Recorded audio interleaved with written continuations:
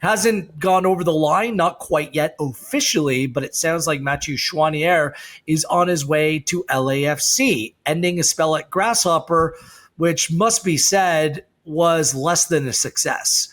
Choinière, early in his stint in Switzerland, suffered an injury. Then it just didn't seem like a really good fit in the team setup. There was a manager change with Grasshopper. It simply didn't work out. So now he comes back stateside and lands with one of the better clubs in Major League Soccer in LAFC, but a position where there will be some competition for a spot. Is this a good move, Jordan, for Mathieu Choinière at this point? Were you expecting perhaps something else? What do you make of the upcoming move to LAFC? Obviously, I've always said, and it's not rocket science, but you want to go where you're loved and go where you can play and you're challenged. So if that's in the MLS, that's totally fine. I think what stood out to me and what I couldn't really get away from this move is that I think the perception a lot of times with North American athletes, specifically Canadians, is Europe is better, or you have to go and try your trade and your craft in Europe. And when I think about his move where he went, and you just already illustrated what transpired for him there, from the broader sense, obviously we don't know all of his trials and tribulations when he was there in Switzerland, but go where you're loved. Go where you can play. There's nothing wrong with having an MLS career. There's nothing wrong with playing in North America, in your region, and working on your game and working on your craft. The best spot to be, to make yourself available for your national team and to make yourself be a historical player, do that. I think a lot of times people will get carried away with, oh, you got to go to Europe to be successful. But I think there are leagues now, specifically MLS, even the CPL growing as well, where you can have guys that just stay in that league and contribute to that and then really work on your game. So if that's Choinier's destiny, I'm totally okay with it. But I think it's a good move for him to come back home. And it's more difficult. The part that I find with going to Europe is not so much the game, it's the adjustment to the lifestyle and time difference and away from home and away from family and the competition within a squad. Sometimes it's easier or just more suited for players to be where they grew up or be in the time zone that they know. Ollie, when he made the move to Switzerland, I want to read a quote from Jesse Marsh at that time saying, quote, in terms of Choinière, he can take his first step in Europe, establish himself at the club, and then maybe move on to something bigger. This doesn't seem like it's bigger. So what's your assessment of how this played out? Well, that was kind of the only reason I thought to make this move in the first place, was that if you're in Switzerland, maybe you're in more of a shop window for France, Germany, Italy. Because if Mathieu Choinière moves to LAFC, or when he moves to LAFC, by the sounds of it, he'll be moving to a better club in a better league than he is currently at. Like, as much as we often want to see players go to Europe, the Swiss league is not a step up from what MLS is for me in the modern day, and LAFC are a very good club in MLS. So that would be kind of, I think maybe the thinking behind that move in the first place. It is a bit of a strange one for another reason, because LAFC own Grasshopper. So was this kind of a roundabout way for him to make a move in MLS with a little stopover? I don't know. Like, obviously his contract, I think, was coming up in Montreal. He requested out of Montreal, didn't seem to want to sign a new one. More money. LAFC have probably now acquired the player in a way that is cheaper for them than it would have been to make a trade with CF Montreal a year ago or whenever it was that he moved to Switzerland. So it's a bit of a convoluted one in that sense as well, in terms of the different parties involved. But I didn't mind it overall. I think, like I said, I think it's a step up from where he was, and that it clearly wasn't really working out where he was.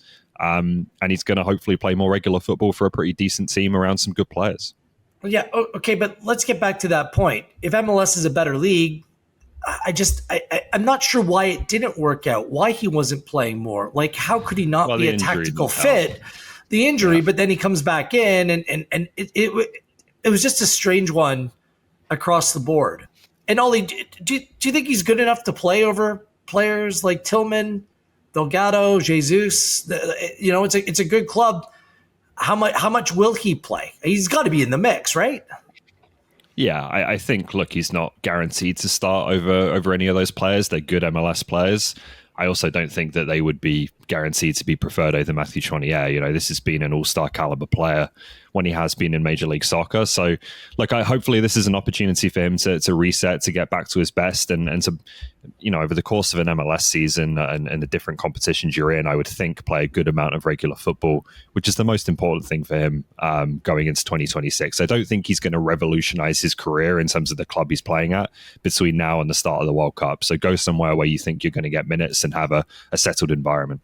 Okay, let's get into that pecking order in the central midfield. Whether you want to share like kind of your tiers of where you feel the respective Canadian center midfielders sit, or what you think Jesse Marsch prefers. Like, where does Choinière fall in the pecking order for you, and in terms of the central midfield options for Canada, Jordan? It's very tough. I think he's up there. I think he's made improvements, and I think he's tweaked his game to fit what Marsch would want. And I think when you look at a manager, it's really when you select your players, it comes down to trust. It comes down to someone that's done the things that you want them to do. I put him up there. It's Eustachio, for me, is still a lock.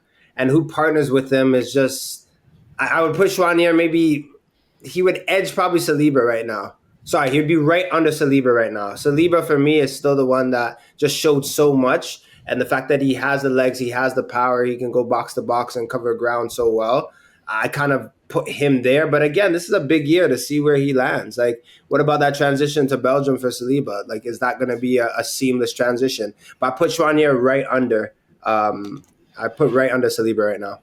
Jordan kind of danced around, because there's five options. Seeger and Kone are also there as well. It surprised me against Guatemala that Choinière started that game. I guess he added something on set pieces, but it surprised me. It also surprised me that Kone didn't play at all. So, Ollie, like, in terms of those five, like, where are you putting who? Or who are you putting where, I should say? I think I would have Choinière at 4.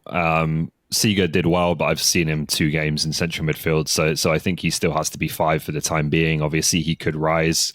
Choinière is a good player who is very dependable, will do what the coach wants him to do, and take set pieces, which I think could easily put him in the starting lineup for a World Cup game in the current group at some point. I don't think that he is necessarily as talented as Kone, who I'd have at 3, just because I still think that he makes Canada a different team when he's at his best and really leans into the kind of transitional quick style that they want to play.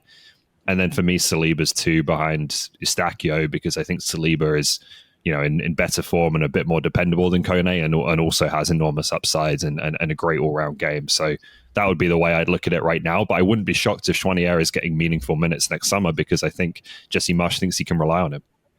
Sorry, so anything to add there? No, like, if I'm putting 2, I'm at Eustachio 1, 2 would be Saliba, 3 would be Choinière, 4 Kone. See, I totally agree with your point, though, with Seeger. I think he's quality. It's just how much can you judge from 2 games at Gold Cup? Okay.